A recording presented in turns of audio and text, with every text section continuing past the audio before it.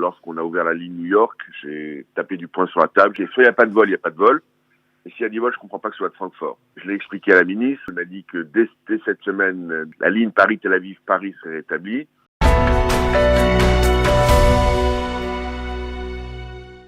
Nous sommes ce matin avec le député de la 8e circonscription des Français établis hors de France, Meir Habib. Bonjour.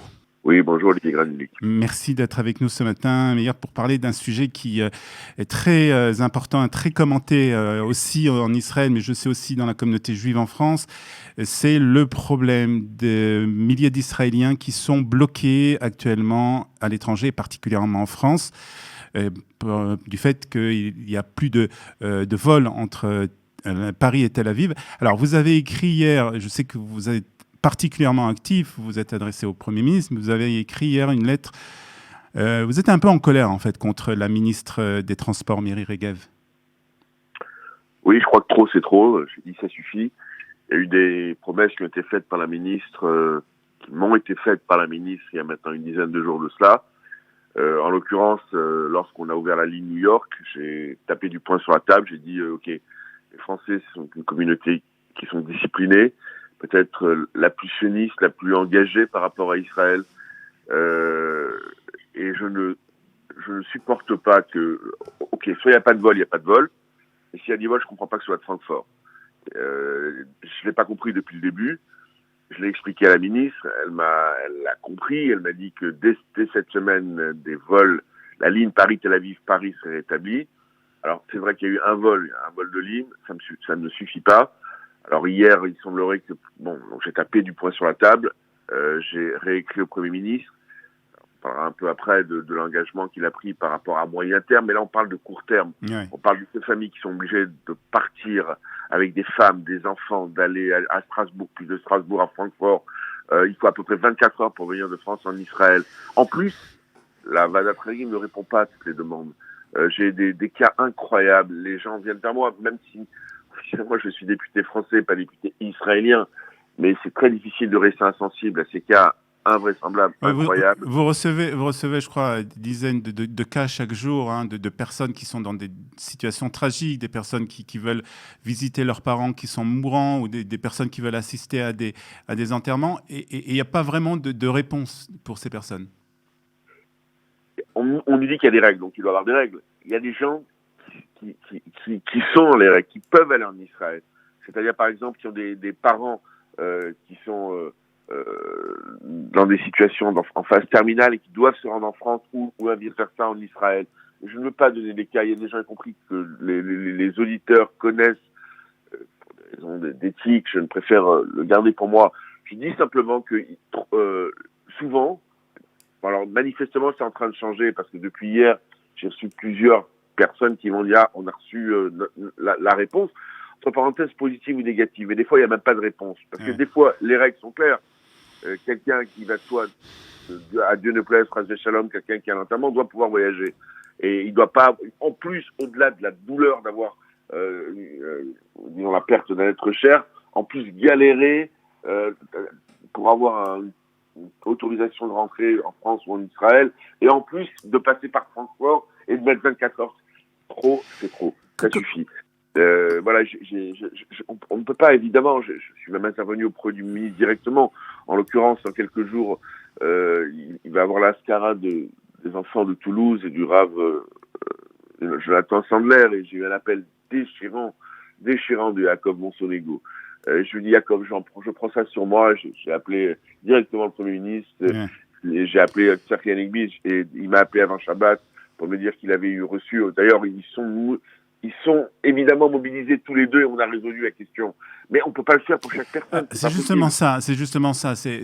Comment vous expliquez, Meir Habib, ce problème on a l'impression qu'il y a une certaine préférence. On voit qu'il y a des vols qui viennent des États-Unis avec des milliers de personnes. Alors, on ne va pas rentrer dans le problème si ce sont des personnes qui sont charédites ou pas, des personnes orthodoxes. C'est pas le problème. Moi, je ne rentre pas là-dedans. J'ai vu une photo hier, un vol de Francfort où 98% du vol n'était pas des Haridim.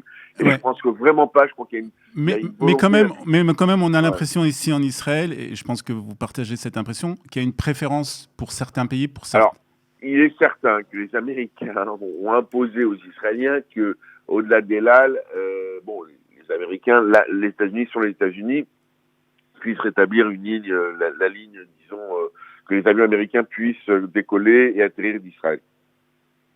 Aujourd'hui, j'ai eu l'assurance de la part de la ministre, en l'occurrence des Transports, de rétablir la ligne Paris-Tel Aviv. C'est tout ce que je demande. Parce qu'une fois qu'il y a une ligne, même s'il y a 3 vols par semaine, allez, ça fait 1000 personnes. Avec 1000 personnes, on arrive à s'occuper des cas graves. On demande ça pour l'instant. Moi, évidemment, j'ai envie, parce que j'ai été plus loin.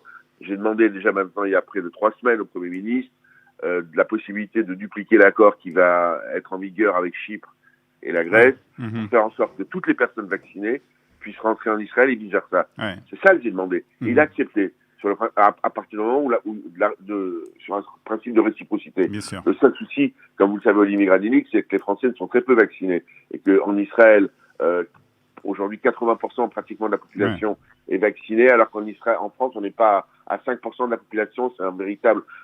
on en parlera à l'Assemblée, nous, cette semaine encore, mais c'est un autre débat. Et donc, c'est vrai, l'accord est bien, à condition que les Français puissent se faire vacciner. Mais il y a des Français vaccinés à ce stade. Il y en a beaucoup qui me disent, en particulier les personnes âgées, les personnes médicales, etc., qui me disent, oui, on est vaccinés. Donc, j'aimerais bien qu'à moyen terme, en tout cas, j'ai l'accord du Premier ministre. Il faut que le président Macron me réponde. Je lui ai écrit. J'en ai parlé au ministre. Évidemment, à Jean-Baptiste Lemoyne, il me dit, ah oui, mais je comprends pas, on ne veut pas faire de discrimination. C'est quoi la discrimination? Il faut pousser les gens à se faire vacciner. Autrement, on n'y arrivera jamais. On va pas sortir autrement de cette pandémie. Mais à court terme, moi, je vous parle du court terme. Alors, est-ce que vous avez des nouvelles à nous donner aujourd'hui? Vous avez écrit à Miri Regev, la ministre des Transports. Est-ce que vous avez déjà eu une réponse? Est-ce que vous avez quelques... Ce que je sais, c'est qu'il y a eu un vol qui est parti hier. Donc, c'est déjà un plus. C'est déjà 2 vols, ça ne me suffit pas. Je voudrais qu'il y ait 2-3 vols minimum par semaine. Croyez-moi, je ne vais pas lâcher la chose.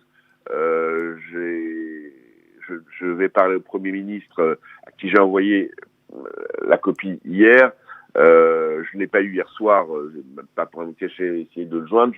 J'attends que Miri Regev, parce que j'ai envoyé, on fait ça.